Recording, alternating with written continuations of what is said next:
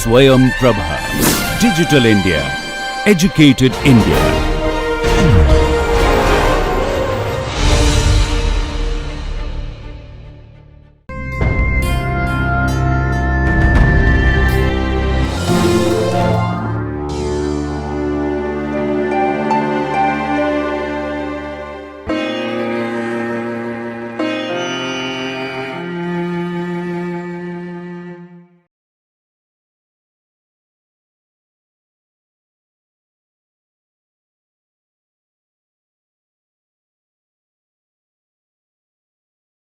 Hello, learners of pathology.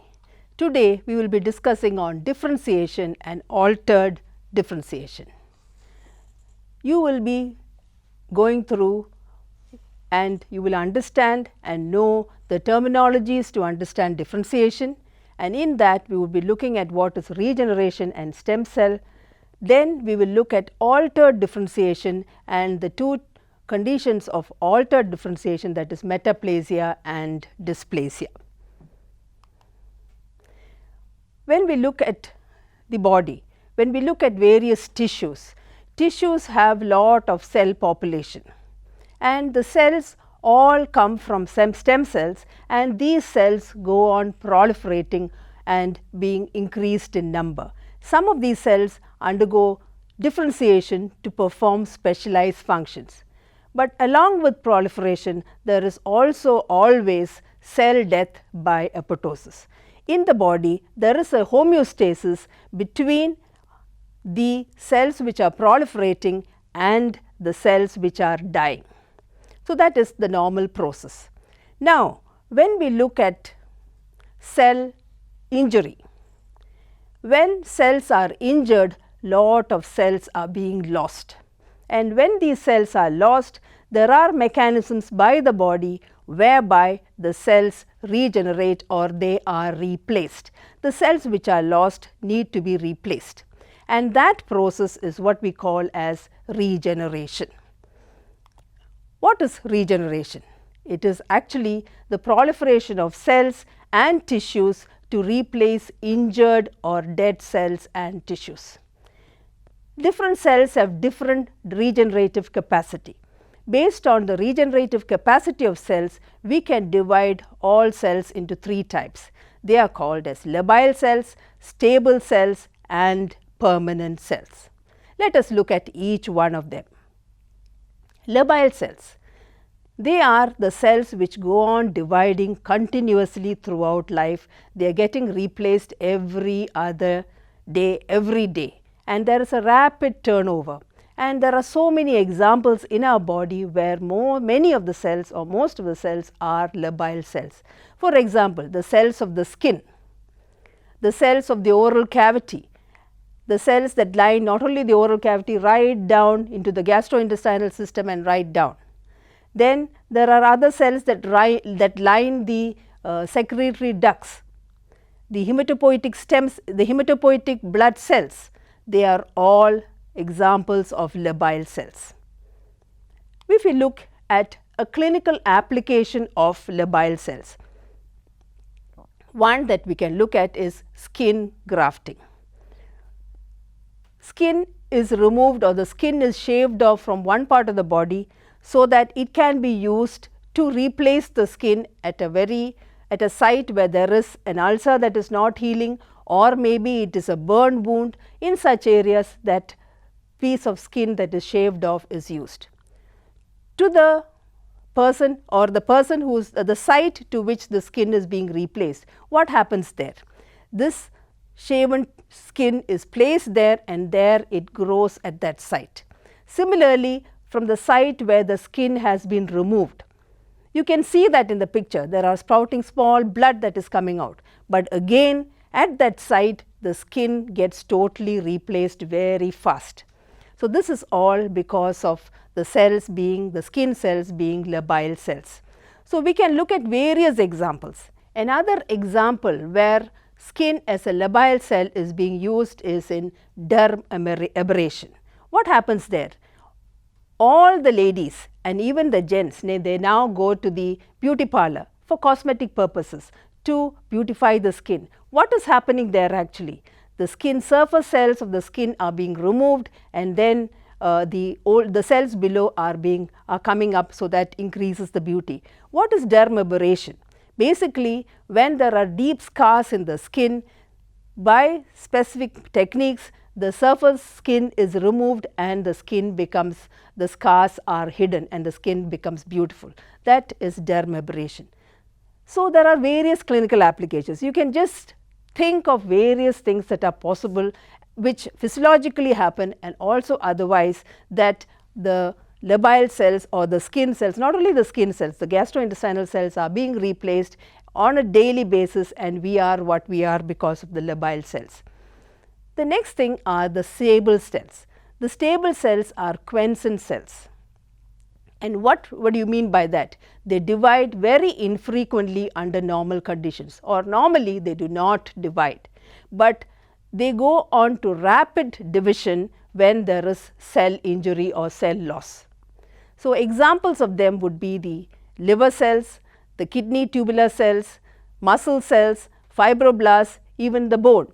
So, bone, when we look at a fracture, we know that the bone heals by and the bone unites together. That is because they are stable cells. Another typical example of stable cells and its clinical application is in liver transplant.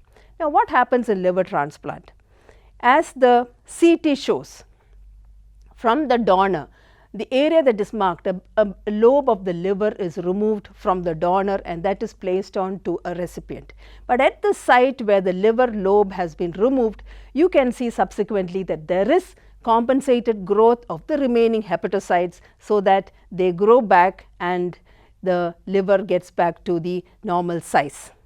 Though it will not be the actual resected lobe that is being replaced, there is compensatory growth. That is very well evident also in experimental animals, like in the rat liver that you can see. There again, the liver lobe has been removed, but you see that there is regeneration and the liver cells have got replaced to the almost same size as it was before. So, that is what happens when the stable cells are lost. They get back, they revive back, and they divide and regenerate. The next group of cells are the permanent cells. They are actually the non-dividing cells. Normally, they divide only during the fetal life, and they cannot be replaced after birth. Examples of them are the neurons, the cardiac muscle cells, and maybe the retinal cells, and so on. But we have to take it now with the recent research that is happening, that even permanent cells are said to have partial tendency of regeneration. So, that is something that we know now. Yeah. Now, to talk of stem cells. Stem cells are cells which have regenerative capacity or replicative capacity. They are actually the parent cells from which all daughter cells form. So, when we talk of all these types of cells, labile, stable cells, the cells which are coming back, or the daughter cells, or the proliferation, is because of the stem cells. If you look at the embryo, the stem cell, from a single cell that the baby is developed, there is the zygote where the ovum and the sperm unite. So, that is actually the totipotent stem cell. So, that becomes the blastocyst, and from that we have what are called as the pluripotent stem cells. They are also called as the embryonic stem cells. Now, these pluripotent stem cells can go on to differentiate further, and they can become multipotent stem cells, committed cells, and from them we get cells which are derived from the ectoderm, endoderm, and mesoderm, which go on to become the differentiated cells. So, that is how the stem cells function in the baby. Now, if we go on to a little further than this, these embryonic stem cells are very important in the sense that they are the pluripotent stem cells. If they are cultured in vitro, that is outside, then these cells can be converted, or they can be differentiated into different types of differentiated cells. So, that is something that is seen, and that is very much in the news now and in the medical science now, where regenerative medicine has come up very well. And and because of this, these different stem cells can be, the embryonic stem cell can be made to other differentiated stem cells, and they can be used for repairing damaged tissue. Another area that is also there is what is called as transdifferentiation. Because it is linked to differentiation, I am bringing that up too. Now, when we have cells which are differentiated, that is like hematopoietic stem cells. I am taking the hematopoietic stem cells because a lot of work has been done on hematopoietic stem cells, and these hematopoietic stem cells are known to be reprogrammed so that they can be made to develop into other types of differentiated cells. That is, a hematopoietic stem cell can become a cardiac cell, or it can become a neuron, and so on, so that they can be used to repair damaged organs. So, that is what you mean by transdifferentiation. Now, going on further, and to bring us all back to what differentiation is, the definition of differentiation: the cells which develop overt specialized function and morphology that distinguishes it from its parent cell is called as differentiation. So, this differentiated cell has got specialized function and specialized appearance, and it is different, or so that it is different from the parent cell. So, the parent cells are always the stem cells, and they are like, maybe when we look at it morphologically, a blue cell. But when we look at mature differentiated cells, they can be of different types. Now, this is something that I have already explained, but just to get it across once again, when we have pluripotent stem cells, these stem cells can get differentiated to cells of various cell types, and they can be derived from the ectoderm, endoderm and mesoderm, and also these cells, depending on the regenerative capacity, they can be labile cells, stable cells or permanent cells. So, all these types of cells that we have in the body, the hematopoietic cell, the cardiac cell, the neuron, the skeletal muscle, the fibroblasts, the skin cells, all of them are differentiated cells. So, when we come back to the altered differentiation, I would like to highlight that when we look at the cell cycle and the normal cell and how cell injury occurs, the way in which altered differentiation can happen is by two disorders, that is metaplasia and dysplasia. So, it is a reversible form of cell injury and or an adaptation. So, let us look at that in more detail. So, what is metaplasia? Metaplasia is an acquired form of altered differentiation. Each of these words are important. It is an acquired form of altered differentiation characterized by reversible transformation of one mature differentiated cell type to another differentiated cell type. So, it is reversible, and there is transformation of one mature cell type to another mature cell type, and it usually occurs as an adaptive response to environmental stress. So, to look at the types of metaplasia, we have epithelial metaplasia and mesenchymal metaplasia. Epithelial metaplasia can be squamous metaplasia and glandular metaplasia, and mesenchymal or connective tissue metaplasia can be, an example is osseous metaplasia. The most common of these is squamous metaplasia. Looking at an example of this, the typical example is what we see in smokers. In smokers, the bronchi are lined by pseudostratified ciliated columnar epithelium, but with smoking, the toxins in the smoke cause a chronic irritation on the ciliated epithelium, so that after some time these ciliated epithelial cells become stratified squamous epithelium. So, when we look at the diagram above, you will see that at the base of the cells of the pseudostratified columnar epithelium, there are certain reserve cells or parent cells or stem cells. So, because of the chronic irritation of the smoke and the toxins in the smoke, these cells are signaled, there is a change in the signal, there is a genetic change, so that subsequently the cells which are produced by these parent cells are squamous and not pseudo-stratified ciliated columnar epithelium. So, that is what happens, and that is how squamous metaplasia occurs. So, in smokers, the pseudo-stratified ciliated columnar epithelium is becoming squamous epithelium. So, that is squamous metaplasia. To look at another example, this is again the same example of the bronchus, but if you look at it, you can see that from below the squamous epithelium has totally replaced the pseudo-stratified epithelium, which is seen as a single layer on the top. Another example is the cervix. You can see the endocervical tissue lined by the columnar epithelium, but immediately after that you can see the junction where it becomes stratified squamous epithelium. So, this again is squamous metaplasia that has occurred in the cervix. Now, looking at glandular metaplasia, I have given you the images of the esophagus. The normal esophagus is lined by stratified squamous epithelium, and that is why we see the keratin layer as a white glaze on the top.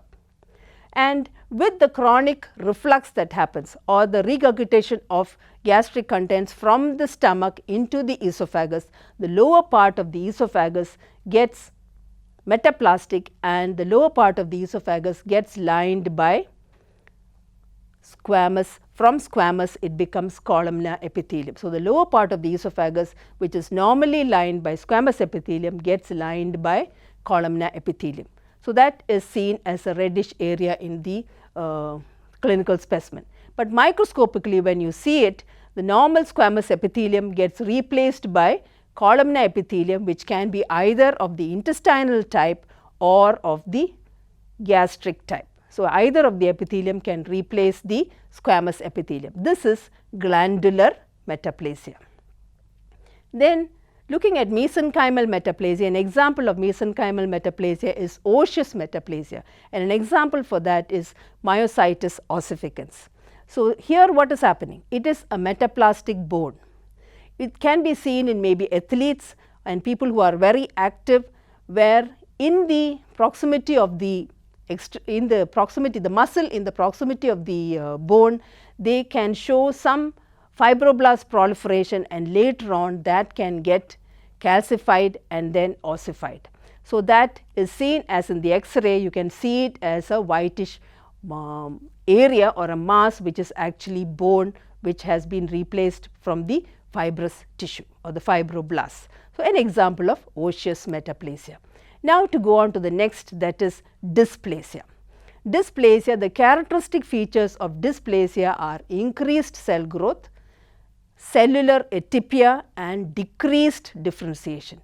It is basically an example of disordered growth or differentiation. So, to look at what dysplasia is, we looked at the three characteristics. The main reasons for the dysplasia is that it can occur with chronic injury, irritation or exposure to carcinogens. The very important thing is that in the early stages it is reversible, and in the later stages it is irreversible, and it can also be pre-malignant. To look at the features of dysplasia, again the three characteristic features: increased growth. What do you mean by increased growth? It means increase in the thickness of the epithelium. It is similar to hyperplasia. Increased growth is hyperplasia, and here also we see increase in the thickness of the epithelium. And similarly, there is also increased mitosis. That means the number of mitoses are more, so that shows that the cells are proliferating and there is a lot of increase in the number of cells. But there are a lot of differences from hyperplasia in dysplasia. Looking at the next feature of dysplasia, cellular atypia. What are the characteristics of cellular atypia? One is pleomorphism. What do you mean by pleomorphism? Pleo means varied, morphism means the appearance. So, if you look at the various cells that have been drawn here, pleomorphism means variation in the size and the shape of the cells. Variation in the size and the shape of the cell and the nucleus. That is very well depicted here in the various cells that are shown. Then the next feature of atypia is increased NC ratio. Now, what do you mean by increased NC ratio? N is nucleus, C is the cytoplasm. So, when we look at cells, if you look at a normal cell has got a lot of cytoplasm and the nucleus is in the center. So, there is abundant cytoplasm. But if we look at dysplastic cells, what we see is that the nucleus is very big, so that the nucleus almost fills the whole of the cell, so that the cytoplasm becomes very scanty. So, that is when we say that the NC ratio is high. So, these dysplastic features are also features of neoplasms or tumors when they occur. Then the third feature of atypia is increased nuclear DNA, or what we call as hyperchromatic nucleus. What do you mean by hyperchromasia? Hyper means increase, chrome is color. So, increase in the color of the nucleus or very darkly stained nucleus. That is because of the dysplastic changes or the neoplastic changes that happen. There is a lot of nuclear material that is there in the cell. So, as a result of which it has a very dark color, and that is hyperchromatic. So, these are the typical features of atypia which we see in dysplasia and which we can also see in neoplasms. Going on to the next feature of differentiation or decreased differentiation as a feature of dysplasia. Decreased differentiation means the cells, you can see the normal squamous epithelium, you can see the various layers of the squamous epithelium. As they go higher or in the superficial areas, they are very much flattened and the keratin starts forming there. When we say loss of polarity, it means that there is a disorganization in the way the cell layers are arranged. So, they are not one above the other and there is no order. So, that is called as cellular immaturity and loss of polarity. Cellular immaturity means basically that the cells become more de-differentiated or decreased differentiated. So, if we are talking of squamous cells, if the cells do not look like squamous cells and they look like more like some blue cells, then we say that the differentiation has decreased. So, that is again a feature of dysplasia. So, with these three features, another picture that is shown here is of the glands which are showing dysplasia. You can see normal glands lined by columnar epithelium, very uniform glands, small nucleus, and along with that you can see dark glands with proliferation, increase in the number of layers, mitotic figures which are clear vacuoles with a cell in the center, and also very dark, that is hyperchromatic nuclei. So, these are all features of dysplasia. Here you are seeing it not in the squamous epithelium, but you are seeing it in a gland. So, if you are to look at the features of dysplasia, if you compare it with the normal squamous epithelium, if the changes are mild, occurring only in the lower part of the stratified squamous epithelium, it is mild dysplasia. As the symptoms or as the features increase, where the hyperchromasia increases, the mitotic figures increase, the immaturity increases, you can get moderate dysplasia, and severe dysplasia when you have the whole thickness of the stratified squamous epithelium being replaced by the dysplastic epithelium. And when you talk of severe dysplasia, here one other term that is used is carcinoma in situ. But when we use the word carcinoma in situ, we ensure that the basement membrane, all these changes have happened within the basement membrane and they have not pierced the basement membrane. So, that is severe dysplasia or carcinoma in situ. So, with these different phases, dysplasia is reversible in the early phases and it is pre-malignant. So, because if it goes on to severe dysplasia, it becomes carcinoma and then it can go on to become invasive carcinoma. A typical example of this is what we see clinically, and linking up the altered differentiations, we can see the link as to how they progress one after another. metaplasia can progress to dysplasia, dysplasia of varying grades, high form of dysplasia can become a neoplasia. A typical example of this is seen in the fate of a smoker. If you look at the lining of the bronchi in the smoker, it is normally pseudostratified ciliated columnar epithelium. But with the smoking that he does, which he starts with, after some time it goes on to squamous metaplasia, that is the pseudostratified epithelium becomes squamous epithelium. That is seen in the second and the third frame. Then if he continues the smoking, then it goes on to dysplasia. We looked at the three features: increase in the growth, differentiation, atypical changes, and loss of polarity. Those changes we will see when we talk of dysplasia. And if he continues the smoking, then it will go on to the severity. The severity increases and it can become carcinoma in situ, where all the layers of the squamous epithelium are dysplastic with the basement membrane intact, and subsequently he can get a carcinoma, squamous cell carcinoma of the lung, where you have the basement membrane that is breached and the neoplastic cells in the lung tissue also. So, this is what happens to a smoker if he is to continue smoking. If he stops smoking, of course, then the early dysplasia, it can go back to the normal state.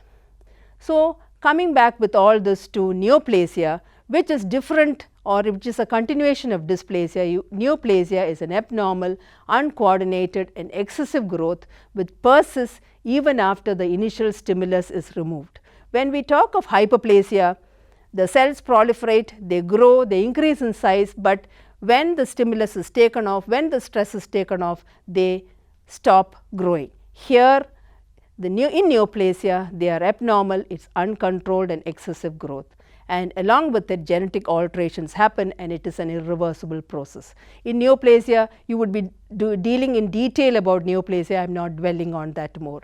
And a word about differentiation in neoplasia. We talk of benign tumors in neoplasia. Tumors are said to be well differentiated, that is, they resemble the tissue of origin, while malignant tumors can vary from being well differentiated to moderately differentiated to poorly differentiated or anaplastic. That means they go on decreasing from the way they look like their parent. So, they become like some blue cells. So, from a stratified squamous epithelium which we can recognize, it becomes just some blue cells. So, that is when we say that it is anaplastic. So, that is a feature of malignant tumors. So, to summarize, we looked at various aspects of differentiation. We looked at metaplasia and dysplasia as disorders of altered differentiation, and we looked at each one of these in detail, the features, the examples, the causes, the clinical applications of each of these, and then lastly how dysplasia can also become an irreversible neoplasia. Thank you.